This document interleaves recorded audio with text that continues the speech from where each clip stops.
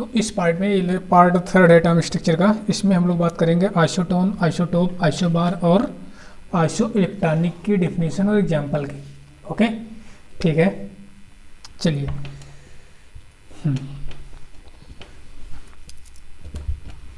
Atomic structure, atomic structure, इसमें हम लोग देखेंगे आज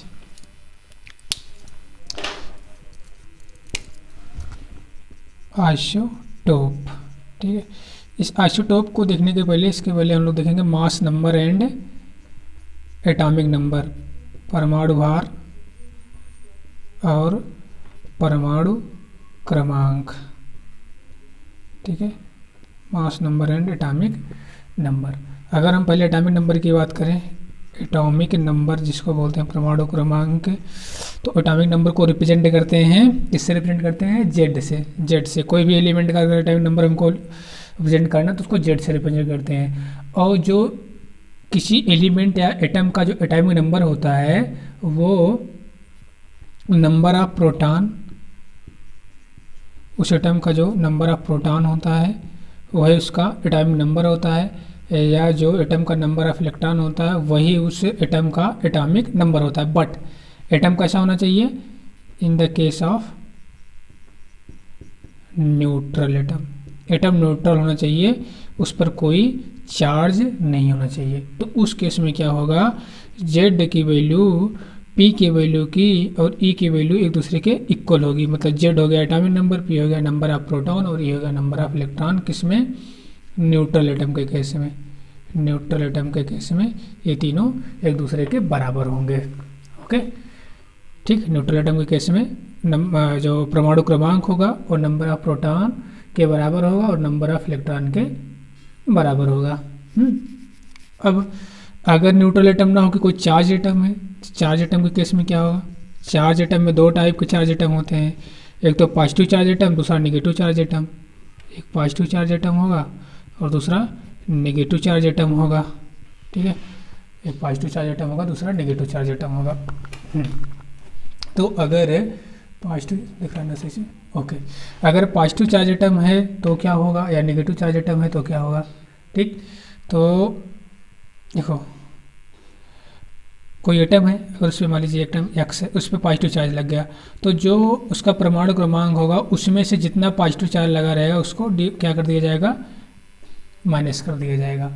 ओके, और अगर तो आ जाएगा नंबर ऑफ इलेक्ट्रॉन।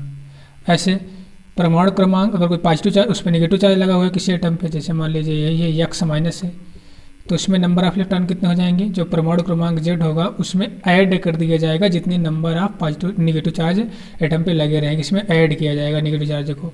ठीक है, तो नंबर ऑफ इलेक्ट्रॉन आ जाएगा। तो ये चीज़ हो गया कुछ एटॉमिक नंबर की बात।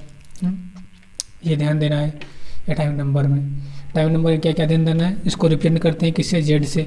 जेड की जो वैल्यू होगी किसी एलिमेंट के लिए, किसी भी परमाणु या एटम एलिमेंट के लिए, नंबर ऑफ प्रोटॉन वही होगा, वही नंबर ऑफ इलेक्ट्रॉन होगा, लेकिन एटम कैसा होना चाहिए? न्यूट्रल एटम होना चाहिए। तो जेड, पी और ई ये तीनों क्या होंगे? इक्वल होंगे, जेड, पी और ई।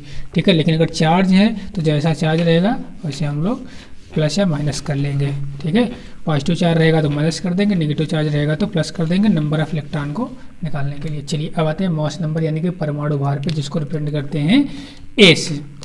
ठीक है, तो मास नंबर पे आते हैं जरा, एक मिनट। ओके, तो अब मास नंबर या इसी को बोलते हैं एटॉमिक मास। एटॉमिक मास मतलब परमाणु भार, इसको रिप्रेजेंट करते हैं जेड से। जेड से नहीं यार, जेड तो हो जाएगा वो परमाणु क्रमांक हो जाएगा, इसको रिप्रेजेंट करते हैं ए से। ठीक है, अब ए क्या होता है? Sum of the number of proton and number of neutron.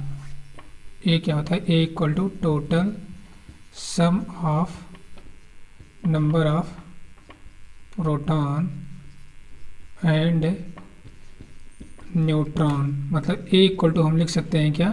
P plus N, या आप अगर न्यूट्रल एटम है तो पी, जेड और ई ये तीनों दूसरे के इक्वल होते हैं, तो पी की जगह में हम क्या लिख सकते हैं? जेड प्लस एन भी लिख सकते हैं, या ई प्लस एन भी लिख सकते हैं। In the case of neutral atom के केस में, न्यूट्रल एटम के केस में मतलब परमाणु भार इक्वल टू होता है प्रोटॉन प्लस न्यूट्रॉन, परमाणु भार इक्वल टू होता है परमाणु क्रमांक प्लस न्यूट्रॉन, परमाणु भार इक्वल टू होता है इलेक्ट्रॉन प्लस न्यूट्रॉन। ये 3 फार्मूले हो गए, but in the case of neutral atom का केस रहेगा तो, ठीक है। और एक चीज़ और, ये हमेशा होल नंबर में रहता है। मास नंबर, जो मास नंबर ए होगा वो ऑलवेज इन होल नंबर, मतलब जैसे कभी रेशियो या फ्रैक्शन में नहीं होगा, ऑलवेज होल नंबर में होगा। चलिए अब जरा इसको एडिट करते हैं। मास नंबर ये सबको पता होगा, बेसिक 9th 10th की बातें हैं ये, ठीक है। बट फिर भी रिवाइज करने के लिए हो गया मास नंबर, एटॉमिक नंबर। अब मान लीजिए कोई एलिमेंट है एक्स, जैसे मान लीजिए कोई एटम या एलिमेंट है, ठीक है, कोई एटम है। अभी जस्ट हम लोग पढ़ के आए हैं रदरफोर्ड का मॉडल, ठीक है। एटम के जो इनसाइड होता है क्या होता है, मान लीजिए कोई एटम है, इसके अंदर होता है क्या, ये न्यूक्लियस, जिसके पास होता है पॉजिटिव चार्ज मतलब प्रोटॉन और न्यूट्रॉन, न्यूट्रॉन पे कोई चार्ज नहीं होता है, और उसके सराउंडिंग में इलेक्ट्रॉन सर्कुलर पाथ पे रिवॉल्व करते रहते हैं। यही तो न्यूक्लियर मॉडल था रदरफोर्ड का, ओके। तो इनसाइड क्या होता है एटम के, न्यूक्लियस होता है। एटम के इनसाइड क्या होता है, न्यूक्लियस होता है। और न्यूक्लियस पे कैसा चार्ज होता है, 2 चार्ज होते हैं, एक न्यूट्रॉन एक प्रोटॉन, जिससे पॉजिटिव चार्ज होता है। और आउटसाइड क्या होता है एटम के आउटसाइड जो सर्कुलर पाथ पे इलेक्ट्रॉन रिवॉल्व करते रहते हैं वो होता है इलेक्ट्रॉन, ठीक है। तो मान लीजिए एटम में जो है वो है यक्स, तो इस यक्स एटम का परमाणु क्रमांक को रिप्रेजेंट करेंगे जेड से, और परमाणु भार यानी मास नंबर या एटॉमिक मास को रिप्रेजेंट करेंगे ए से, तो इसको ऐसे लिखेंगे जेड एक्स ए लिखेंगे, ठीक। तो ये चीज़ हो गया। यक्स क्या है यहाँ पे, यक्स जो है एलिमेंट या आइटम हो गया, जेड जो हो गया एटॉमिक नंबर हो गया, एटॉमिक नंबर अगर न्यूट्रल है तो यही पी भी होगा, यही इसका ई भी होगा, ठीक है। एटॉमिक नंबर यानी कि ये जेड है। और ये क्या है, ये है मास नंबर या एटॉमिक मास। ये क्या है, sum of the p plus n है, sum of the p plus n है। ये चीज़ हो गया आपका, ओके। चलिए ठीक, ओके, इसको अपडेट करते हैं।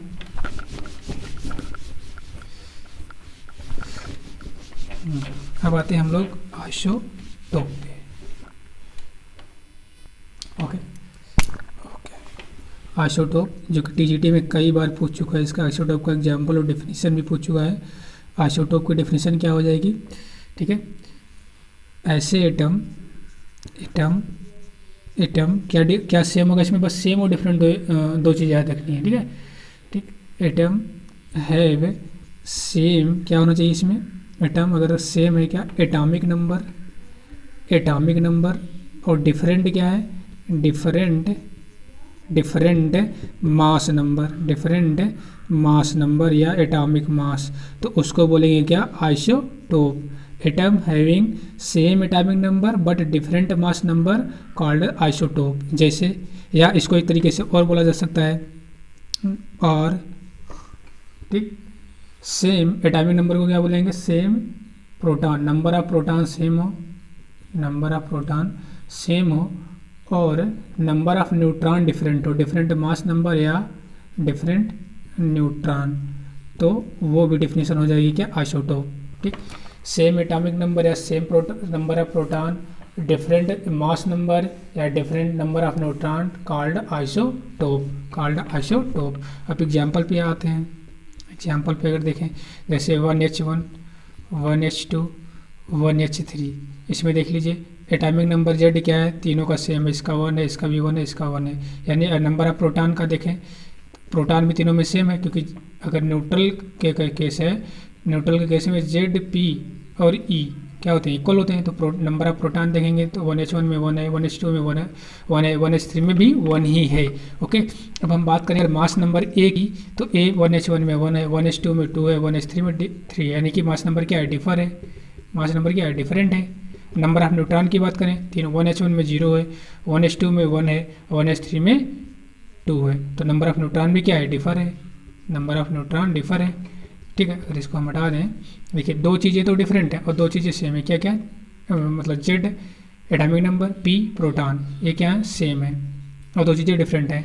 मास नंबर यानी परमाणु भार डिफरेंट है, और नंबर ऑफ न्यूट्रॉन भी डिफरेंट है, तो हो जाएगा क्या, आइसोटोप हो जाएगा, यानी कि समस्थानिक हो जाएगा। और एग्जांपल इसके अलावा ये तो बेसिक। अच्छा, इसमें एक चीज़ और पूछता है, ये प्रोटियम, ड्यूटेरियम, ट्राइटियम। 1s1 को बोलते हैं प्रोटियम, 1s को बोलते हैं ड्यूटेरियम, 1s3 को बोलते हैं ट्राइटियम। इन तीनों में से कौन सा प्रीडोमिनेंट है, तो प्रीडोमिनेंट जो होता है वो प्रोटियम होता है। प्रोटियम प्रीडोमिनेंट होता है, ध्यान देना है।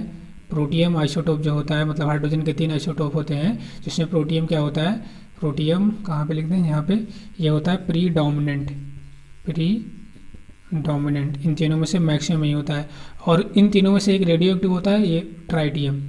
ट्राइटियम कैसा होता है, पूछता है कि हाइड्रोजन का कौन सा आइसोटोप रेडियो एक्टिव होता है, तो हाइड्रोजन का जो ट्राइटियम होता है 1s3, ये होता है रेडियो एक्टिव आइसोटोप होता है। और इसमें ये भी पूछ चुका है कि नंबर ऑफ न्यूट्रॉन तीनों में कितने हैं, नंबर ऑफ न्यूट्रॉन प्रोटियम में 0 है, ड्यूटेरियम में 1 है, और ट्राइटियम में 2 है, ये 2 है।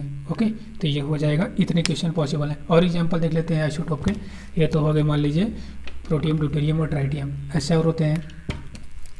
दूसरा एग्जांपल, 6 कार्बन 12, 6 कार्बन 13, 6 कार्बन 14, ये भी आइसोटोप का एग्जाम्पल हो गया कार्बन का। ऐसा ऑक्सीजन भी होता है, 8 ऑक्सीजन 17, 8 ऑक्सीजन 18, 8 ऑक्सीजन 19।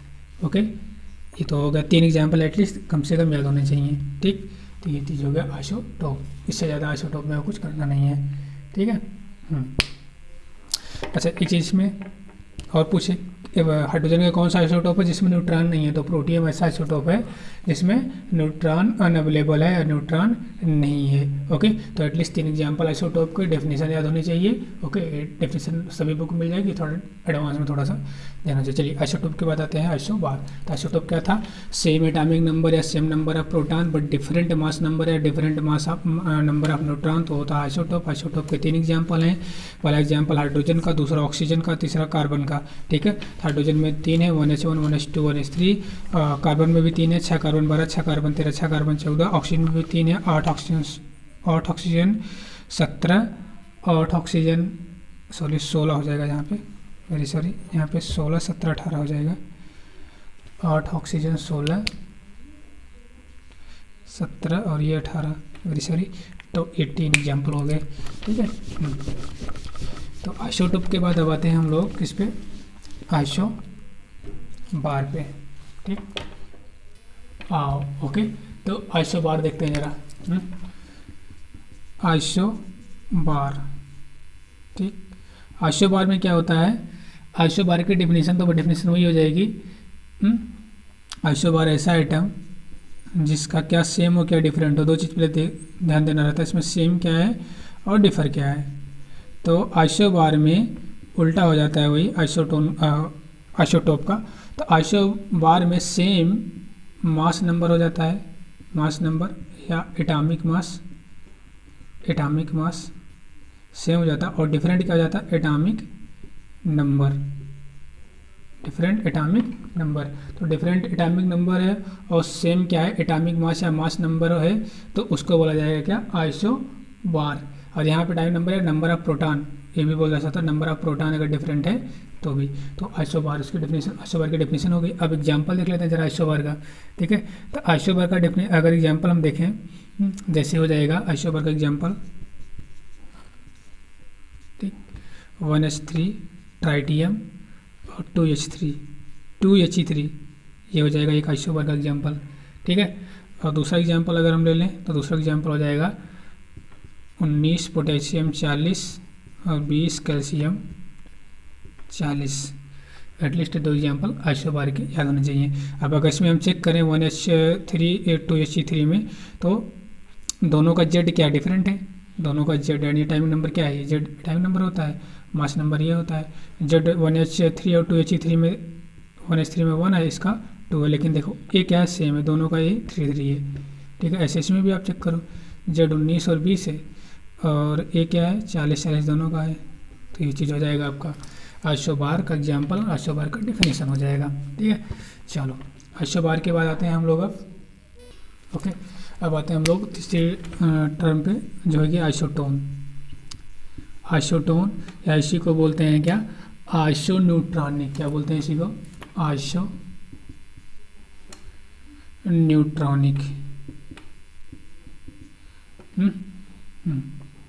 आइसोटोन में क्या होगा, सिंपल सा, आइसो में सेम, टोन मीन्स या न्यूट्रॉन मीन्स न्यूट्रॉन। तो ऐसे एटम जिसमें मतलब डिफरेंट एलिमेंट हो जिसके पास सेम नंबर ऑफ न्यूट्रॉन हो, ठीक है, different element have same number of neutron, तो उसको बोलते हैं क्या, आइसोटोन, ठीक है।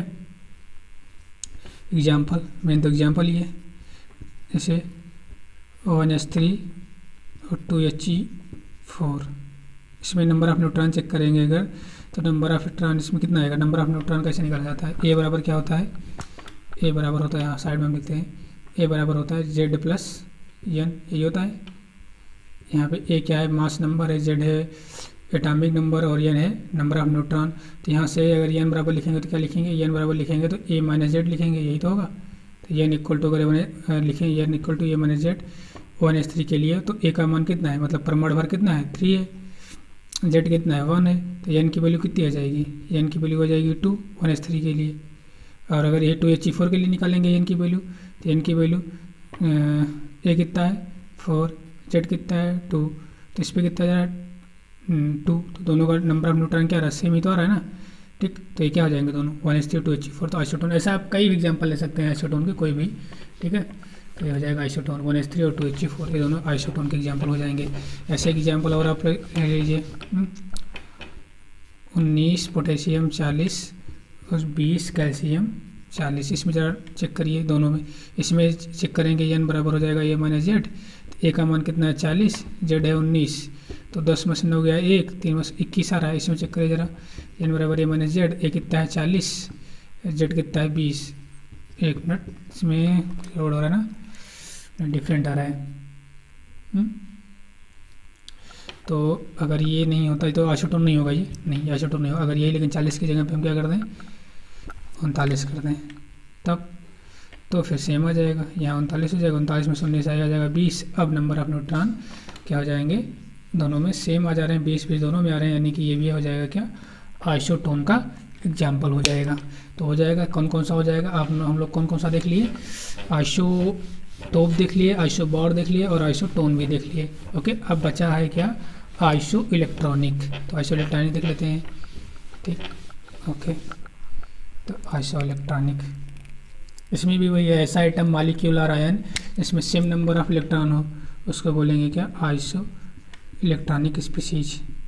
Iso means same, electronic means electron, तो सेम नंबर ऑफ इलेक्ट्रॉन अगर हैं, सेम नंबर ऑफ इलेक्ट्रॉन हैं तो वो आइसो इलेक्ट्रॉनिक होगा। जैसे एग्जांपल के लिए, एग्जांपल में समझिए, ओके, एग्जांपल के लिए हम ले लें तो Cl minus and argon, Cl minus में कितना नंबर ऑफ इलेक्ट्रॉन है, तो Cl माइनस में नंबर ऑफ 17 होता है, परमाणु क्रमांक 1 माइनस लगा होता है, जुड़ जाएगा, तो 18 है। इसमें इलेक्ट्रॉन कितने हैं, 18 इलेक्ट्रॉन है। आर्गन में कितने हैं, आर्गन में भी परमाणु क्रमांक जितना होता है वही नंबर ऑफ इलेक्ट्रॉन हो जाएगा, चूँकि न्यूट्रल है तो कितना हो जाएगा, 18 इलेक्ट्रॉन, इसमें भी हो जाएगा, आइसो इलेक्ट्रॉनिक हो गया। ऐसे वाटर और अमोनिया में अगर हम नंबर ऑफ इलेक्ट्रॉन काउंट करें तो देखते हैं कैसा आइसो इलेक्ट्रॉनिक है कि नहीं है। तो वाटर में कितना आ जाएगा, हाइड्रोजन का परमाणु क्रमांक कितना होता है, 1 होता है, और 2 टाइम है तो 2 से मल्टीप्लाई हो जाएगा। ऑक्सीजन का कितना होता है, 16 होता है, 16 तो कितना हो जाएगा, 18 हो जाएगा, ये तो होगा ना, 16 एक ये 2 ये, 1 minute, very sorry electron count कर रहे हैं, परमाणु मल्टीप्लाई नहीं निकाल रहे हैं। तो हाइड्रोजन का जो डायमिक नंबर हो जाएगा 1, 2 टाइम है तो 2, प्लस ऑक्सीजन का डायमिक नंबर कितना होता है, परमाणु क्रमांक 6 होता है ना, नहीं, कार्बन का 6 होता है, ऑक्सीजन का होता है 8, तो 8 तो 10 इलेक्ट्रॉन हो जाएगा। अमोनिया में नाइट्रोजन का परमाणु क्रमांक होता है 7, हाइड्रोजन का होता है 1, और 3 टाइम और 3 से मल्टीप्लाई हो जाएगा, यानी कि ये भी हो जाएगा 10 इलेक्ट्रॉन। तो आइसो इलेक्ट्रॉनिक ये भी हो गया, वाटर और अमोनिया भी क्या है, आइसो इलेक्ट्रॉनिक है, ठीक है। तो ऐसे आप कोई भी एग्जाम्पल लेके आइसो इलेक्ट्रॉनिक ऐसे इलेक्ट्रॉन को काउंट करके देख सकते हैं कि आइसो इलेक्ट्रॉनिक है कि नहीं है। क्वेश्चन आता है 2-3 आयन दे देंगे, पूछेंगे बताइए आइसो इलेक्ट्रॉनिक है कि नहीं है, ठीक है। तो नंबर ऑफ इलेक्ट्रॉन सेम होने चाहिए बस, ठीक। चलिए, ये हो गया आइसोटोन, आइसोबार, आइसोटोप और आइसो इलेक्ट्रॉनिक। कुछ और 1-2 हैं, जैसे कि आइसोस्टर्स और आइसोडाइफर्स। ये पूछता नहीं है बट फिर भी देख लेते हैं क्या होता है आइसोडाइफर्स और आइसोस्टर्स। थोड़ा अलग, हम लोग दो चीज़ें अलग से देखते हैं, आइसोस्टर्स और आइसो डाइफर्स। ठीक है, आइसो डाइफर्स। ओके, तो इसको देख लेते हैं, पहले आइसोस्टर देख लेते हैं। आइसोस्टर्स, आइसोस्टर्स। तो आइसोस्टर में क्या होगा, दो चीज़ें सेम होनी चाहिए। ठीक है, same number of atom, number of atom भी सेम होना चाहिए और सेम नंबर ऑफ इलेक्ट्रॉन भी होना चाहिए। तो नंबर ऑफ एटम और नंबर ऑफ इलेक्ट्रॉन अगर दोनों सेम है तो ऐसे जो स्पीशीज होंगी वो आइसोस्टर की कैटेगरी में आएंगी। जैसे एग्जांपल के लिए हम लोग एग्जांपल में जैसे कार्बन डाइऑक्साइड, ठीक, और नाइट्रस ऑक्साइड N2 जिसको लॉफिंग गैस भी बोलते हैं। तो इसमें अगर हम पहले क्या करें, नंबर ऑफ एटम को काउंट करें तो कार्बन एक एटम, कार्बन और 2 ऑक्सीजन का एटम है, तो नंबर ऑफ एटम कितने हैं, 3 नंबर ऑफ एटम है। और नंबर ऑफ इलेक्ट्रॉन को काउंट करें तो नंबर ऑफ एटम यहाँ पे हो जाएंगे 3। इसमें नाइट्रस ऑक्साइड जिसको लाफिंग गैस बोलते हैं, इसमें नंबर ऑफ एटम को काउंट करें तो 2 नाइट्रोजन का एटम है, 1 ऑक्सीजन का एटम है, तो इसमें भी नंबर ऑफ एटम 3 है। तो नंबर ऑफ एटम तो इक्वल है। अब नंबर ऑफ इलेक्ट्रॉन भी काउंट करना पड़ेगा। तो कार्बन में इलेक्ट्रॉन कितने, मतलब वही परमाणु क्रमांक कार्बन का कितना होता है 6, ऑक्सीजन का होता है 8, 2 टाइम है तो 2 से मल्टीप्लाई, तो 8 दूनी 16, 6 22 इलेक्ट्रॉन हो जाएंगे इसमें। ठीक है, 22 इलेक्ट्रॉन हो जाएंगे। ऐसे N2O में नंबर ऑफ इलेक्ट्रॉन काउंट करें अगर तो ये इलेक्ट्रॉन हो गए। नाइट्रोजन का परमाणु क्रमांक होता है 7, 2 टाइम में तो 2 से मल्टीप्लाई, ऑक्सीजन का होता है 6, 7 दूनी 14, 14 6 22, तो इसमें भी 22। दोनों के इलेक्ट्रॉनिक दोनों के नंबर ऑफ इलेक्ट्रॉन सेम है, नंबर ऑफ एटम भी सेम है, तो आइसोस्टर की कैटेगरी में आएगा। ओके, ऐसे आप CaO और इसका चेक कर लीजिए KF का। ठीक है, दोनों में नंबर ऑफ एटम, 2 कैल्शियम एक है, ऑक्सीजन एक है, 2 इसमें है, 2 इसमें है, 2 नंबर ऑफ एटम सेम है। इलेक्ट्रॉन भी चेक करेंगे तो इलेक्ट्रॉन भी सेम ही आएगा, चेक कर लीजिए। ओके, तो आइसोस्टर ये हो गया। तो आइसोस्टर ज़्यादा पूछता नहीं है, फिर भी आइसोस्टर देख, ऐसे आइसोडाइफर देख लेते हैं। आइसोडाइफर, आइसोस्टर हो गया। आइसोडाइफर क्या होता है,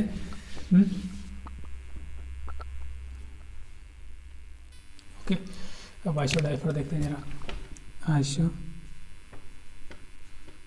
डाया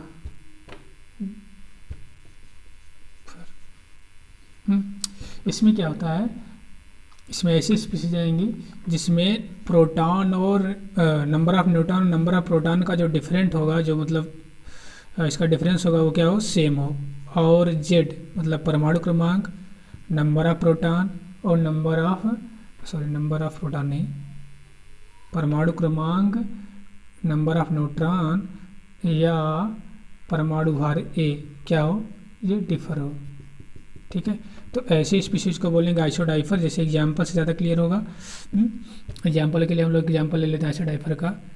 5 बोरान 11 मतलब 5 बोरान 11 और 6 कार्बन 13। देखिए इसमें N माइनस पी दोनों में सेम होना चाहिए, तो इसका N माइनस पी निकालेंगे तो नंबर ऑफ, पहली बात नंबर ऑफ न्यूट्रॉन हम निकालिए तब N माइनस पी कर पाएंगे ना। तो इसका न्यूट्रॉन कितना है, तो कि A बराबर होता है Z प्लस N, तो N बराबर हो जाएगा क्या A माइनस Z। तो इस 11 में से 5 गया क्या 6 आ जाएगा, 6 तो नंबर ऑफ न्यूट्रॉन आया है ना। अब 6 में से 5 घटाइए कितना जाएगा 1 आ जाएगा। ऐसे इस पर इसका भी करिए N माइनस पी, तो इसका N माइनस पी करेंगे तो इसका 13 में 6 कितना जाएगा 7, नंबर ऑफ न्यूट्रॉन 7 आ जाएगा। प्रोटॉन कितना 6 है तो इसका भी 1 आ जाएगा। तो ये क्या हो जाएगा N माइनस पी जो है सेम है। इसका अगर हम देखें A कहाँ गया, ये 5 है ये 6 है ना, तो A तो A Z या N सेम होना चाहिए। ठीक है, ये डिफरेंट होना चाहिए, तो Z डिफरेंट है, 5 या 6 दोनों डिफरेंट है, मतलब परमाणु क्रमांक दोनों का अलग अलग है। N माइनस पी दोनों का सेम है, तो आइसोडाइफर हो जाएगा। और आइसोडाइफर अब नहीं आता एग्जाम में, बट हो गया ये भी आइसोडाइफर भी। ठीक, फिर से अगर कन्फ्यूजन हो देखो Z N या A डिफरेंट होना चाहिए, तो देखिए Z डिफरेंट है ना, Z दोनों का डिफरेंट है, A भी दोनों का डिफरेंट है। ओके, लेकिन N माइनस पी और N भी दोनों का डिफरेंट है। N अगर इसका निकालोगे 6 इसका 7, आराम से एक बार फिर से करना क्लियर हो जाएगा। ठीक, N माइनस पी सिर्फ ये सेम होना चाहिए N माइनस पी, तो वो आइसोडाइफर की कैटेगरी में आएगा। ठीक है, आइसोडाइफर। चलिए अब कुछ अदर पॉइंट लिख देते हैं, कुछ इंपॉर्टेंट पॉइंट। सम SIP सम इम्पॉर्टेंट पॉइंट, इसके लिए कुछ अलग से इम्पॉर्टेंट पॉइंट है। जैसे आइसोटोप, ठीक है, एक मिनट, ओके। पहला तो जो आइसोटोप होता है, आइसोटोप हैव, आइसोटोप जो होता है उसकी सेम केमिकल प्रॉपर्टी होती है लेकिन फिजिकल प्रॉपर्टी डिफरेंट होती है। Isotope have same chemical property, chemical property isotope की जो होती है वो सेम होती है but different physical property, physical property क्या होती है वो डिफरेंट होती है आइसोटोप की। जैसे अगर 1H1 1H2 1H3 है तो तीनों की केमिकल प्रॉपर्टी सेम होगी, यहाँ पे आइसोटोप है ये, ठीक है। जैसे मान लो कि आइसोटोप 1H1 है 1H2 है तो 1H3 है, इन तीनों की केमिकल प्रॉपर्टी क्या होगी सेम होगी लेकिन फिजिकल प्रॉपर्टी क्या होगी तीनों की डिफरेंट होगी, ठीक। नेक्स्ट पॉइंट आइसोटोप के लिए, isotope do not have, isotope के पास डू नॉट हैव तीन मतलब तीन जो आइसोटोप है उसका सेम E/M नहीं होता, do not have same E/M value. तीनों आइसो जैसे मान लो हाइड्रोजन के 3 आइसोटोप हैं तो तीनों के आइसोटोप का अगर E/M वैल्यू निकालोगे आप, तीनों की E/M वैल्यू क्या हो जाएगी सेम नहीं आएगी, डिफर आएगी, ठीक है। ऐसे अगर हम आइसोबार के लिए लिखें तो आइसोबार में क्या होगा, आइसोबार में दोनों नहीं सेम होता है, does not same physical and chemical property, physical और केमिकल प्रॉपर्टी जो है सेम नहीं होती है इसकी, किसकी आइसोबार की, does not same physical and chemical property, इसकी दोनों अलग होती है आइसोबार की, ओके। तो आइसोबार का हो जाएगा ये, ओके। चलिए अब ये बस इतना ही था आइसोटोप आइसोबार के लिए, थोड़ा सा ये अलग से पॉइंट हो गया। चलिए चलो कुछ क्वेश्चन कर लेते हैं, ठीक है, इस पार्ट में नहीं करेंगे, सम क्वेश्चन, ठीक है। कुछ क्वेश्चन देख लेते हैं। जैसे एक क्वेश्चन पूछा हुआ है,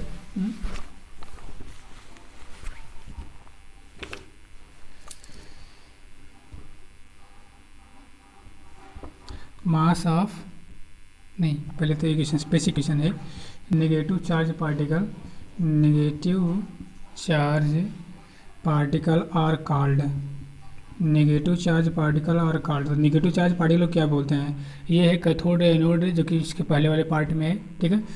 तो मतलब सेकंड पार्ट एटॉमिक स्ट्रक्चर का सेकंड पार्ट में है। तो नेगेटिव चार्ज पार्टिकल क्या बोलते हैं, ऑप्शन है, ऑप्शन ए है इलेक्ट्रॉन, ऑप्शन बी है प्रोटॉन, ऑप्शन सी है न्यूट्रॉन, ऑप्शन डी है नन। वेरी सिंपल क्वेश्चन है बट एक एग्जाम का क्वेश्चन है।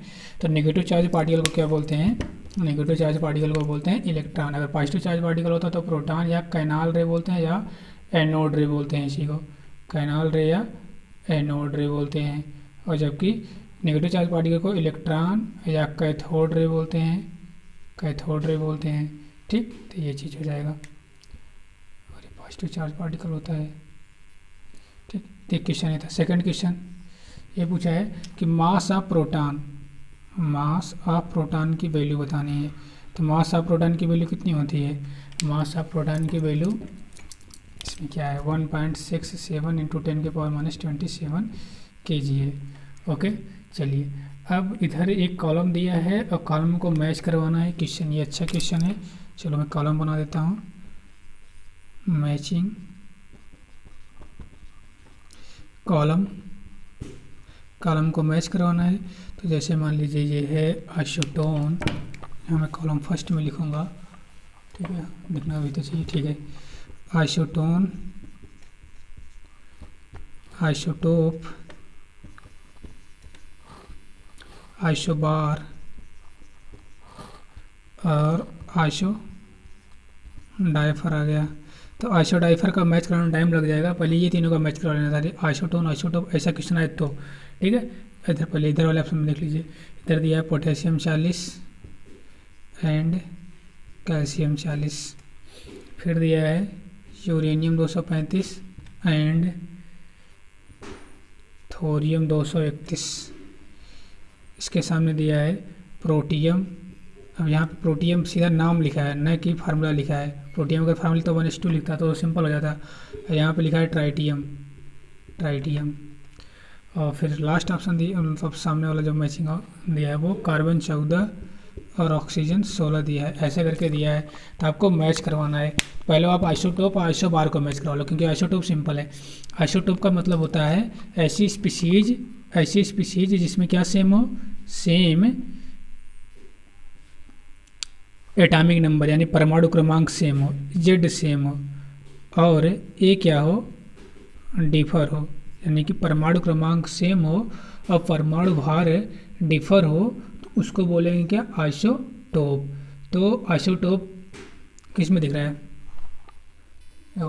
Protium, deuterium, tritium, 1H1, 1H2, 1H3 क्या थे, तीनों के तीनों आइसोटोप थे। तो यहाँ पे आ जाएगा मैचिंग इसकी। ठीक, आइसो बार में क्या था, आइसो बार में था कि जेड जो डिफर हो और ए जो हो सेम हो, तो ए किसका सेम है, ठीक है, ए सेम है, सेम दिख रहा है पोटेशियम और कैल्शियम का, दोनों का परमाणु भार सेम है, परमाणु क्रमांक डिफर होगा ही, 19 है, ये 20 है, मतलब 19 के 40 होता है और 20 सी ए 40 है, तो ये हो जाएगा इसकी मैचिंग। अब आइसोटोन में नंबर ऑफ न्यूट्रॉन सेम होना चाहिए, ये 6 कार्बन 14 होता है, ये 8 ऑक्सीजन का जो परमाणु क्रमांक होता है 8 होता है, इसमें न्यूट्रॉन आप निकालोगे 14 में 6 गए 8, 16 में 60 गए 8, तो ये हो गया आइसोटोन की मैचिंग। अब आइसोडाइफर है तो ये आइसोडाइफर हो जाएगा, हो गया मैच, सिंपल सा था। ओके, चलिए और क्वेश्चन देख लेते हैं, इसको मिटाते हैं, ये हो गया ना, ठीक। चलिए क्वेश्चन नंबर 4, ये पूछा है आइसोइलेक्ट्रॉनिक, आपको दिखाना है कौन सा आइसोइलेक्ट्रॉनिक है, आइसोइलेक्ट्रॉनिक, ठीक। ऑप्शन, पहला ऑप्शन है Ca2+ K+, अच्छा इसको रहने दीजिए, ठीक। एक चीज़ और याद रखिए, सिंपल सा था, इसको कर, जो थोड़ा अच्छा क्वेश्चन रहेगा वो पेनिट्रेटिंग पावर थोड़ा सा याद रखिएगा, पेनिट्रेटिंग पावर, वैसे भी ये चीज़ होगी इलेक्ट्रोमैग्नेटिक वेव में, बट यहाँ पे थोड़ा सा, और रेडियोएक्टिव में भी होगा, पेनिट्रेटिंग पावर, ठीक है। पेनिट्रेटिंग पावर अगर देखा जाए अल्फा बीटा और गामा में, तो किसका ज़्यादा होता था, किसका कम, पेनिट्रेटिंग पावर, तो सबसे ज़्यादा पेनिट्रेटिंग पावर गामा का होता है, देन एक्सरे का होता है, एक्सरे के बाद बीटा रे का होता है, और सबसे कम होता है अल्फा रे का। ये पेनिट्रेटिंग पावर का ऑर्डर हो गया, थोड़ा सा मेमोराइज होना चाहिए, ठीक है। गामा, एक्सरे, बीटा रे और अल्फा रे, ये क्या घूम रही है, ओके, तो ये चीज़ ऑर्डर हो गया, ठीक है। चलिए उसके बाद एक क्वेश्चन है, ओके, चलिए इसमें आइसोइलेक्ट्रॉनिक आपको बताना है कौन सा आइसोइलेक्ट्रॉनिक है, आइसोइलेक्ट्रॉनिक दे रखा है अमोनिया, सेकंड दिया है CH3+, थर्ड दिया है NH2-, फोर्थ दिया है NH4+। क्वेश्चन है आइसोइलेक्ट्रॉनिक आपको फाइंड आउट करना है कौन सा पेयर आइसोइलेक्ट्रॉनिक है। ऑप्शन यहाँ पे मैं लिख रहा हूँ, first, second, third, B option है second, third, fourth, C option है फर्स्ट, सेकेंड, फोर्थ, और डी ऑप्शन है फर्स्ट, सेकेंड, फोर्थ, ये ऑप्शन है सेकेंड, थर्ड। चलिए इसको सॉल्व करिए, ये ऑप्शन है और ऊपर क्वेश्चन है, तो आपको आइसोइलेक्ट्रॉनिक चेक करना पड़ेगा कौन सा आइसोइलेक्ट्रॉनिक है, एक एक करके। अमोनिया में कितने इलेक्ट्रॉन है, नाइट्रोजन का परमाणु क्रमांक कितना हो जाएगा, नाइट्रोजन का परमाणु क्रमांक हो जाएगा 7, हाइड्रोजन का होता है 1, 3 टाइम 3 से मल्टीप्लाई हो जाएगा 10 इलेक्ट्रॉन आ गए। CH3+ में देखिए कितने इलेक्ट्रॉन है, CH3+ में अगर चेक करेंगे हम, तिरछा हो गया, चलिए CH3+ में अगर हम चेक करेंगे तो CH3+ में कार्बन का परमाणु क्रमांक होता है 6, हाइड्रोजन का हो गया 1, 3 टाइम है और प्लस 1 लगा तो माइनस में हो जाएगा 6, 3, 9, 6, 3, 9, 9 में से गया 8, ये तो गया, अब ये अलग आ गया, ये अलग आ गया, तो आइसोइलेक्ट्रॉनिक कहाँ से अभी। अब NH2- का चेक करेंगे, NH2- का नाइट्रोजन का होता है 7, हाइड्रोजन का 1, 2 टाइम है तो 2 से मल्टीप्लाई, एक नेगेटिव चार्ज लगाए तो +1, तो 7 + 2 + 1 आ गया 10। अभी अमोनिया और NH2- ये आइसोइलेक्ट्रॉनिक आ रहे हैं, और NH4+ भी दिख रहा है आइसोइलेक्ट्रॉनिक ही आएगा, NH4+, नाइट्रोजन का 7, हाइड्रोजन का 1 होता है 4 टाइम 4 से मल्टीप्लाई, एक पॉजिटिव लगाए तो माइनस में हो जाएगा, ठीक है। नाइट्रोजन का 7 होता है परमाणु क्रमांक ना, 7 + 4 - 1 10 आ गया, यानी फर्स्ट, थर्ड और फोर्थ, डी ऑप्शन करेक्ट हो जाएगा, ओके। चलिए